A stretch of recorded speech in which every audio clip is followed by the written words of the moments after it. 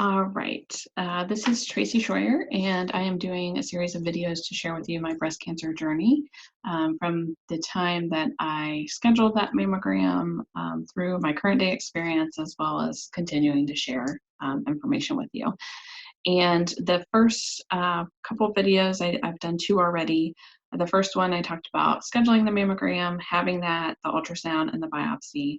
The second video, I got into getting the news, getting into my MRI, and then this video, I wanted to share with you about the very first visit I had with my breast surgeon, and what the options were to kind of move forward and what that all looked like.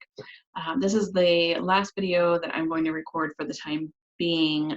So the next video after this, maybe a couple days from now or in another day or two, um, to talk about my journey and to continue going on. So for this one, I want to talk about my breast surgeon visit. So just to backtrack, I got the news on January 2nd that the biopsy that was done on New Year's Eve was cancer.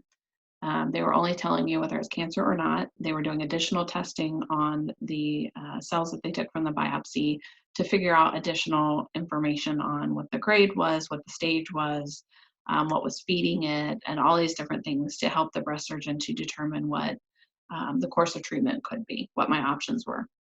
So I went into the breast surgeon, did not really know a lot about what I was walking into. But I went in there and she did not examine me. And that felt like the first time I went into an appointment, and I didn't have to show off my bazungas. But I sat in there, and my husband was in there with me, and she came in with a nurse. And the nurse was typing in some things and looking up things, and she was going to talk to me after the doctor did. And the doctor basically told me, so we got the results back from the biopsy, the extended results, and they do certain grades. I had grade 2, it's 1 through 3. So 2 is kind of middle ground, they can't tell bad or not so bad. It's kind of a weird indicator, but I think it may tell the doctor a lot more than I took from it, of course. And she said I was stage 1B at that point. So it wasn't just in the milk duct area of my breast, but it had started to go into the tissue within my breast. So it had started to travel into the tissue of my breast. And from what they knew, when they had done the ultrasound, it did not seem like my lymph nodes were enlarged or swollen or anything like that. That would indicate that it had gone further. So they had graded it, or the stage at that point was considered stage 1B. So very, very early in the process, which I was not surprised how early it was, because I remember I had just seen my gynecologist for my annual exam in June, and he had not found anything from the exam that he had done at that time. So that made sense. I remember her asking me if I had found it or the mammogram did. And I did tell her, I said, the mammogram actually found it, but once I learned where it was, I could feel it. I could feel the lump. And I mentioned on some of my earlier videos, it's more the tumor and mass was on the outer side of my breast versus like back in my chest wall. So it was really weird to be able to feel it, and very, very, very scary. And I did talk to a friend just a couple weekends ago, and her and I were talking about, you hear all these things to do a self-exam and to get examined, but they don't tell you what's normal, what's not normal. And they might say if you feel anything abnormal, but then you're worrying if you're making a mountain out of a molehill. But you know what? We both said if you feel like you have anything that's weird or doesn't feel right, get in and see a doctor and have them check it out and get another opinion. Um, and it's definitely worth it, and it could save a life. So my breast surgeon had told me, based on the results of that, one other thing that she told me, and they actually gave me a sheet with all this information on it, because your mind's like a zillion miles a minute, not knowing what the next few months or years of your life might look like. So on the sheet, it also talked about what was feeding the tumor, and So there's 3 different areas. There's 2 different kinds of hormones that they talk about. I can't remember what they're called exactly right now. And then there's HER2. So I was, for the 2 hormones, I was positive, and then for the HER2, I was negative. Um, I've heard of people being triple negative, and when you're triple negative, your cancer can be extremely aggressive. So sometimes people who are triple negative, I've heard, have gone into chemo first to try to minimize the size of the mass or the tumors, whatever you have, before you would go into surgery to try to take those out, whether it's lumpectomy or mastectomy, however that works. So I was HER2 negative, but the hormone receptors I was positive on.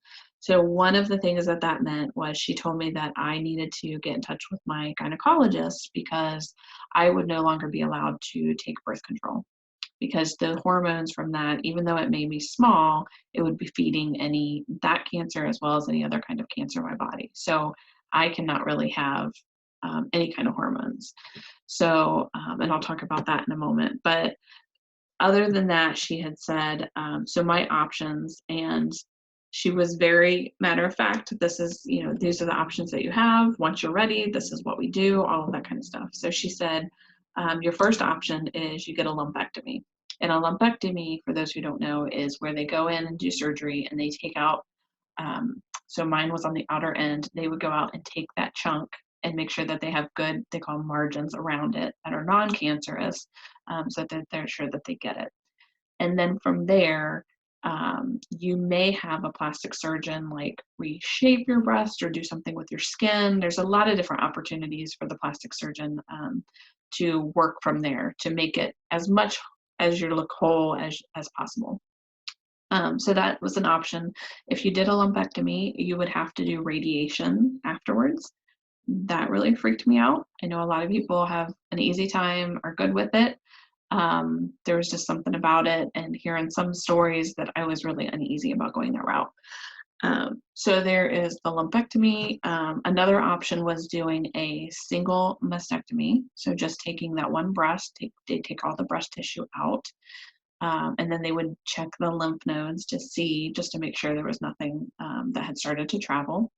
That can be difficult because you could either do a lumpectomy, stay flat on that side, and end up doing like in your bra, wearing I think it's prosthetic or whatnot, to have your shape be normal or look as normal as possible. Or you could do a single mastectomy and get reconstruction from a plastic surgeon. And there's a couple different options there as well. Some can do a direct implant. A lot of it depends on what goes on in the surgery as far as the breast surgeon is doing, and then also how much skin is left or how big, if you're going bigger, you're going smaller, that kind of thing. So those are options. The other option is to do a bilateral mastectomy or a double mastectomy, and that's basically taking all of the breast tissue from both of your breasts out, and from there either staying flat or having a reconstruction with a plastic surgeon, and he can put in, if you can go direct to implants, and there's a lot of dependencies on that, or you can get what they call tissue expanders. Now, I had heard about tissue expanders probably 10 years or more ago. I had a friend who was in my MBA program that had gone through it, and I remember her talking about that process that she went through. And then I also have a cousin that has gone through and talked about that as well. So I knew a little bit about that. Wasn't sure how far advanced things have come in the last 10 plus years or so. So I was a little scared of that, how much that would hurt. But I was also afraid of, I mentioned that radiation with the lumpectomy, and then the lumpectomy, how things would look and be uneven, or just look like you're mangled and that kind of thing. So a lot of different decisions to make and think through. And the scariest thing was probably that um, when I talked to the breast surgeon, is it's totally my decision at that point because of things laid out how they were for my case. So it was kind of like, you know what, we can have you, if you want to talk to a plastic surgeon. At the time, what I was looking to do was actually do was I going to do? I was going to do a lumpectomy and have breast reduction at the same time. And then I would have to go through the radiation. So in my mind, at that appointment on that date, that was where I thought I might be headed. Scared to death of, all of that, but that was my thought. And that seemed like kind of the easiest route to recovery and all of that. But then she talked to me, she gave me those, she said, I want you to talk to a plastic surgeon and see if you like him. If you do, talk about all of the options. Don't just talk about the one that you're thinking about today, but hear everything. So you have that all out on the table. And then once you decide if you do like that plastic surgeon and you do have a decision how you want to go, call our office and then we will work with the plastic surgeon to get a surgery date and to move forward and get everything ready.